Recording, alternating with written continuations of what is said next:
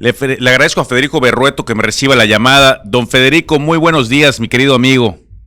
Muy buenos días, Rodrigo, por tu conducto. Saludo a nuestro auditorio. Oye, Federico, ¿cómo viste el tema de la Suprema Corte de Justicia, la resolución acerca de la ley Bonilla que sucedió en esta semana?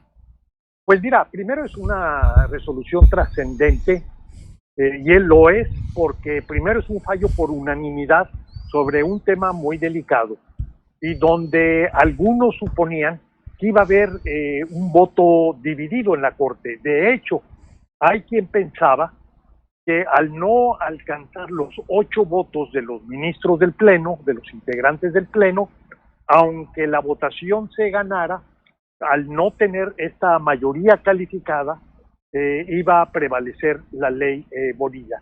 Para que nuestro auditorio lo entienda, ¿en qué consiste la ley Bonilla? Bueno, fue una decisión del Congreso de Baja California de cambiar los términos de duración del mandato del gobernador, en lugar de 2 años, como fue la elección, prolongarlo a 5 años para que cuando se le hiciera presidente de la República también se renovara el Ejecutivo local en Baja California. Pero bueno, hubo una gran controversia, había dudas de qué iba a suceder, porque la secretaria de Gobernación, con todo y que en el Senado dijo que ella estaba, con todas sus palabras, en contra de la ley Bonilla, cuando va a la toma de posesión del gobernador Bonilla, le filtran un encuentro en lo corto con el gobernador, donde ella decía que iba a prevalecer la ley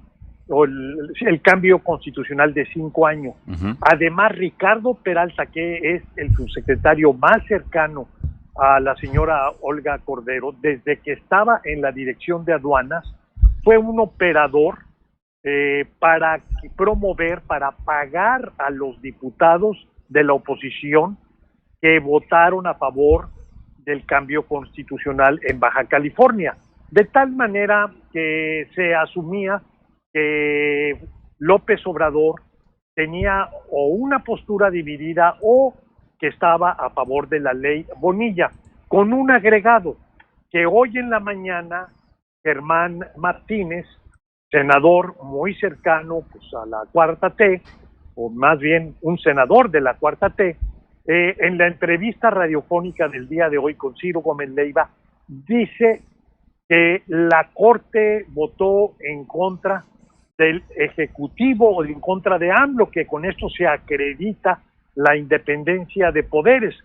Entonces, ¿qué es lo que está diciendo o reconociendo un prominente senador?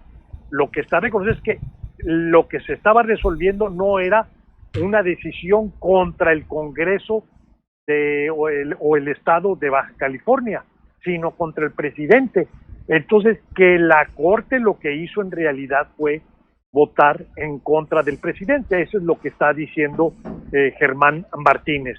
Y esto, bueno, adquiere nuevamente relieve porque entonces lo que sería una decisión de la Corte de clara independencia frente al presidente de la República. Y esto es muy significativo, pues por toda la controversia que hay en muchos de los temas y tiene que ver qué papel juega la Corte en la división de poderes. El presidente de la Corte, un estimado, respetado y calificado abogado, Arturo Saldívar, ha dicho que la Corte no es contrapeso y lo ha escrito. Yo diría, efectivamente, no es un contrapeso, pero sí es un poder independiente que tiene que velar por la constitucionalidad de los actos de autoridad. Y esto quiere decir que en una determinada controversia, en una determinada circunstancia, puede estar resolviendo en contra del presidente. Te pongo el ejemplo de un tema que pues lamentablemente no se ha presentado como controversia constitucional. Las conferencias mañaneras, como se desarrollan, no por su realización, sino como se desarrollan, son una afrenta a la legalidad. ¿Por qué es una afrenta a la legalidad? Porque cualquier autoridad está sometida al deber de informar con objetividad, con veracidad, no opinar y mucho menos hacer juicios temerarios frente a particulares o de particulares. Y lo que hace el presidente cotidianamente es eso. Si hubiera una acción legal en contra de la manera como el presidente desarrolla sus conferencias matutinas, la Corte tendría que fallar en contra del presidente precisamente porque tiene que salvaguardar la legalidad, que es el elemento toral de la Constitución. Pero bueno, es una decisión muy importante, muy trascendente y que hoy se comenta prácticamente en todos los medios y se comenta muy favorable a la Corte. Federico, de ahí la importancia de que los ministros sean ajenos a los demás poderes y también que no hay que olvidar que a los ministros los nombra el Congreso.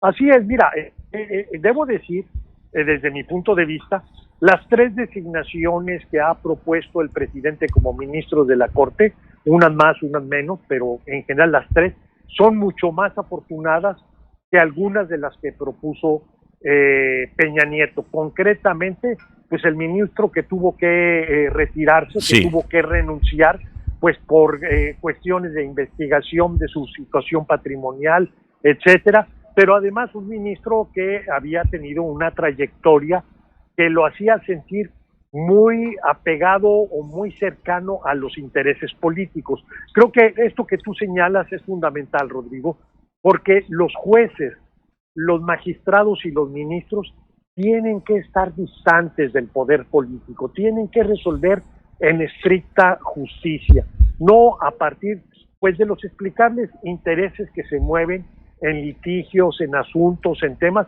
Mira, ahí está el tema del Tren Maya, una obra muy importante, muy trascendente, ya se asignaron los contratos, etcétera, y bueno, hubo comunidades que presentaron su inconformidad. Ignoro cuál es el curso judicial que tenga esto, pero bueno, hay un procedimiento para este tipo de temas y eventualmente puede haber fallos de la Corte que den marcha atrás algunos de los proyectos presidenciales.